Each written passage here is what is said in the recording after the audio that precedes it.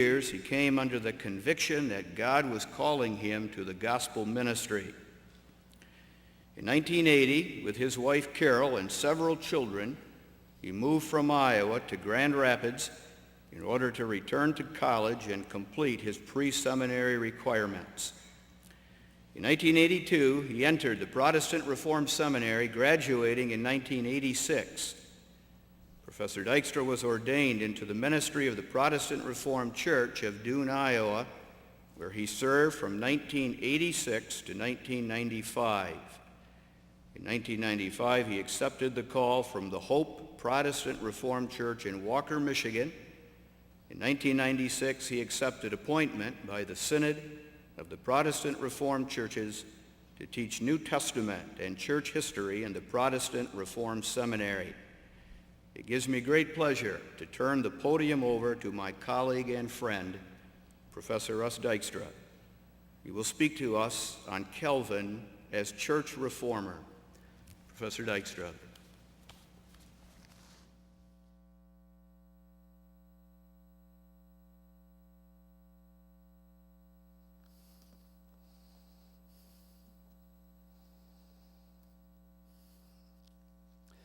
Thank you, Professor Kaminga.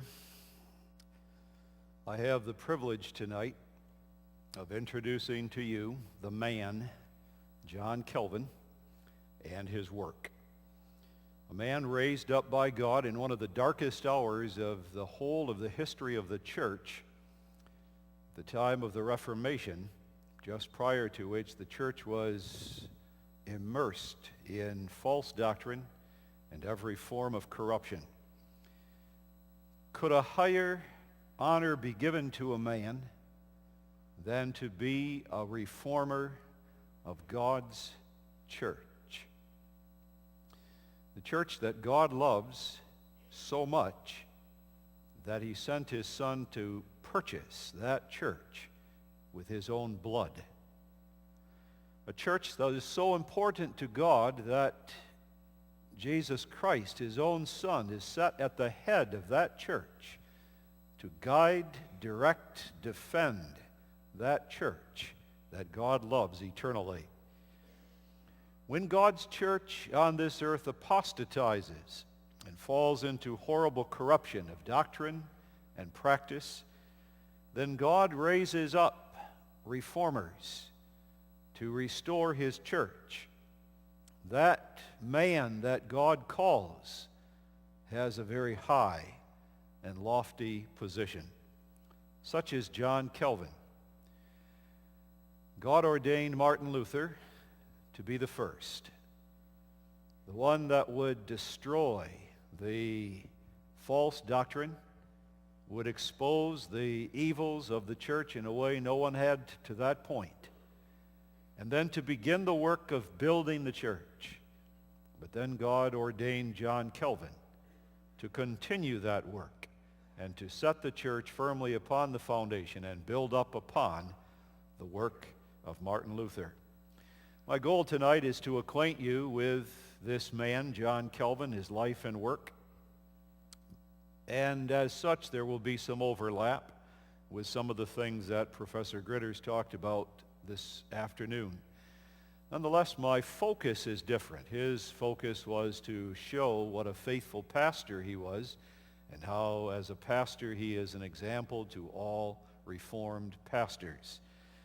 My task and my goal is to show especially how God created Calvin and molded him for this work. What exactly is it about John Calvin that made him to be the reformer that God determined to do the work God had him do? His personality, his training, his experiences, all shaping him to do the work of a reformer. And then to examine exactly what Calvin did reform. When he looked at the church, what exactly was the focus of his labor? Where exactly did he expend the most work, the most time and effort to reform the church of God? Before we begin that, though, I call your attention to the matter of church reformation itself and make 2 points. First, The basic idea of church reformation is that the church is formed back to the pattern that God has ordained for his church. The church on this earth has a constant tendency to deform away from God's pattern, to go away from the doctrine that God determines his church must hold fast and preach, to depart in church government, to depart in worship from the proper worship God sets forth, and that the whole of the lives, even the lives of the people, turn away from what God commands his people to be. Reformation then is a forming of the church back to the Bible, back to the standards that God sets forth in his word for what his church must be. That often means that the church also is reestablished, that is formed again as a new institute, because those who will show the church these are your errors are usually persecuted by the church. If it's apostate, it persecutes those who will point out her errors. They are driven out of the church, and they have no option but to establish the church again. Reformation then, changing, bringing the church back to the form that God has in his word and reestablishing the institute of the church. That in the first place. To be reformed is to bring the church back to the Bible. Secondly, church reformation is God's work. No man simply decides that he will be the reformer. That will not work. That man is a fool. It doesn't work even with someone as such ability as Moses, who thought that it was time now and he would take care of the things that were wrong in Israel.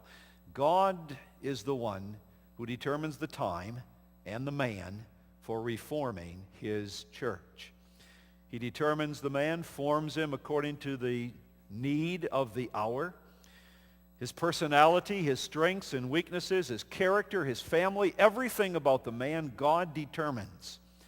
And then God molds such a man through his life experiences until the time that God determines now is the time that I will reform my church. John Calvin was such a man, a church reformer. He didn't choose to be that. He didn't want to be that. God chose him to be the instrument to reform his church. So let's look then at his life for a moment and see how God shaped and molded him to reform the church. Looking first of all then at Calvin's life. Calvin was born on July 10, 1509 in Noyon, Picardy, which is an area in France. The Dutch biographer Lawrence Penning describes the Picardians, the people from whom Calvin takes his ancestry. He describes them as the Frisians of France. The Frisians of France. And he says this is what they were like. They were resolute, they were hardy, and they were obstinate. You know any Frisians like that? Resolute, hardy,